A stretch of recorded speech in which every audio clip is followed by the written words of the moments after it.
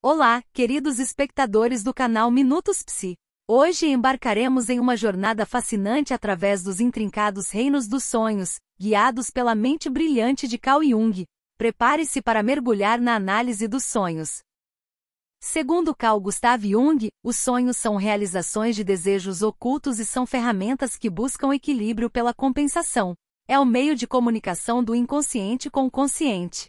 Para a psicologia analítica, os sonhos carregam em si funções fundamentais que nos auxiliam no processo de individuação. Os sonhos podem ser compensadores, prospectivos, orientadores, pedagógicos e libertadores. Uma das funções importantes do sonho é a compensação, ou seja, o sonho carrega em si uma importância autorreguladora para a psique. Um sonho pode ser prospectivo, isto é, ele tem uma característica profética, tendo o poder de nos direcionar e nos influenciar em importantes decisões. O sonho também assume a postura de orientação do ego, pois ele pode nos remeter a uma importante reflexão existencial. A atividade onírica possui um caráter pedagógico, com o intuito de ensinar e transmitir conhecimento. O sonho pode possibilitar ao ego uma ação libertadora com relação a pensamentos e eventos traumáticos. Enfim, os sonhos são ferramentas fundamentais para a análise e nos auxilia de maneira considerável no autoconhecimento e no processo de individuação. O processo de individuação nos remete a uma configuração de crescimento psíquico, que é comparado ao desenvolvimento de uma árvore, sementes, terra, água, ar, raízes, tronco, folhas e frutos. O objetivo da individuação é a unidade com o ser, a totalidade em sua essência. Este processo se tornará possível na medida em que o ser humano vai se tornando consciente dele. O conhecimento analítico e interpretativo dos sonhos se transforma numa das ferramentas essenciais no processo de individuação e crescimento psíquico. Por isso, é fundamental criar o hábito de anotar tudo aquilo que sonhamos, inclusive elementos que possam parecer insignificantes ou absurdos, pois para a psique tudo é uma intensa realidade, e isso é fundamental para o conhecimento de si mesmo. Para Jung, o sonho é um fenômeno natural. Não é fruto de uma intenção.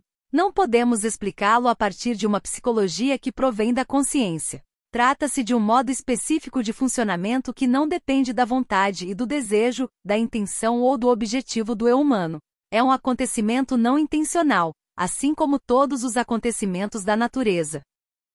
Certas pessoas também descartam a relevância dos sonhos, pois dizem que não conseguem se lembrar do que sonham e chegam até a duvidar de que sonham. A verdade, cientificamente comprovada, é de que todos nós sonhamos. Apenas não conseguimos nos lembrar de todos os sonhos ou conseguimos e, ao longo do dia, vamos nos esquecendo, com a continuidade da atividade consciente. Jung, ao longo de sua carreira, encontrou 4 tipos de significados para os sonhos. O sonho representa a reação inconsciente frente a uma situação consciente. Uma determinada situação consciente é seguida por uma reação do inconsciente na forma de um sonho, trazendo conteúdos que, de modo complementar ou compensatório, apontam claramente para uma impressão que se obteve durante o dia. É evidente que o sonho jamais teria se formado na ausência de determinada impressão obtida no dia anterior. 2. O sonho representa uma situação que é fruto de um conflito entre consciência e inconsciente. Nesse caso, não existe uma situação consciente que pode, em maior ou menor grau, ser responsabilizada pelo mesmo, e sim, lidamos aqui com certa espontaneidade do inconsciente. O inconsciente acrescenta a uma determinada situação consciente uma outra situação, a qual difere de tal modo da situação consciente que se forma um conflito entre ambas. 3. O sonho representa a tendência do inconsciente cujo objetivo é uma modificação da atitude consciente. Nesse caso, a posição oposta assumida pelo inconsciente é mais forte do que a posição consciente. O sonho representa um declive que se origina no inconsciente e vai em direção à consciência. Trata-se de sonhos especialmente significativos. Podem transformar alguém que assume uma determinada atitude por inteiro. 4. O sonho representa processos inconscientes que não evidenciam uma relação com a situação consciente. Sonhos dessa espécie são muito peculiares e, devido ao seu caráter estranho, não podem ser interpretados facilmente. O sonhador se admira tanto por sonhar algo assim, pois nem mesmo uma relação condicional pode ser estabelecida.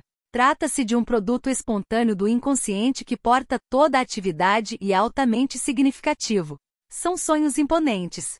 Sonhos que os primitivos designam de sonhos grandes. São de natureza oracular, sonia deu missa sonhos enviados por Deus. São experimentados como uma iluminação. Portanto, podemos falar de 4 tipos de sonhos, de acordo com a relação consciente e inconsciente. O primeiro sonho indica um tipo de sonho tipicamente consciente, de um evento ou situação do dia anterior. O segundo advém de um conflito entre a posição consciente e a posição do inconsciente. O terceiro significa uma forma na qual determinados conteúdos inconscientes interferem na consciência, a fim de modificá-la. E por sua vez, o quarto são os sonhos raros, chamados de grandes sonhos, e que servem de orientação para toda uma fase da personalidade. Incluem-se aqui os sonhos de infância e os sonhos decisivos. 5 possibilidades de origem dos sonhos. 1. Origem somática. Eventos que ocorrem no interior do corpo e podem suscitar conteúdos na atividade onírica. 2. Eventos externos, como ruídos, frio ou calor, e iluminação que podem ser percebidos inconscientemente e afetar o contexto do sonho. 3. Eventos psíquicos. Eventos que podem ocorrer externamente e que afetam, ainda que de forma desconhecida, na mensagem do sonho. Jung cita 2 exemplos. De uma criança que sonhou que anjos estavam levando seu irmão e quando acordou, o irmão havia falecido. E o segundo no qual uma criança sonha que a mãe quer se matar e, acordando sobressaltada, encontra a mãe prestes a cometer suicídio. 4. Acontecimentos passados. Memórias também podem servir de fonte para o que sonhamos, tanto acontecimentos próximos como remotos. 5. Acontecimentos futuros. Eventos que ainda não aconteceram, mas que são pressentidos e aparecem nos sonhos. Lembro aqui de uma colega da minha pós que sonhou que um colega de trabalho estava entregando uma chave de um Fusca amarelo para ela. Ela anotou o sonho e se esqueceu totalmente. 2 anos depois, ela comprou este Fusca. Este é um exemplo simples, mas descreve uma possibilidade para o surgimento dos sonhos que não é infrequente de acontecer, às vezes com um simbolismo maior. Se você é novo aqui, não se esqueça de se inscrever no canal, ativar o sininho para receber notificações e deixar seu like se gostar do conteúdo. Compartilhe este vídeo com seus amigos que também se interessam pela psicologia dos sonhos.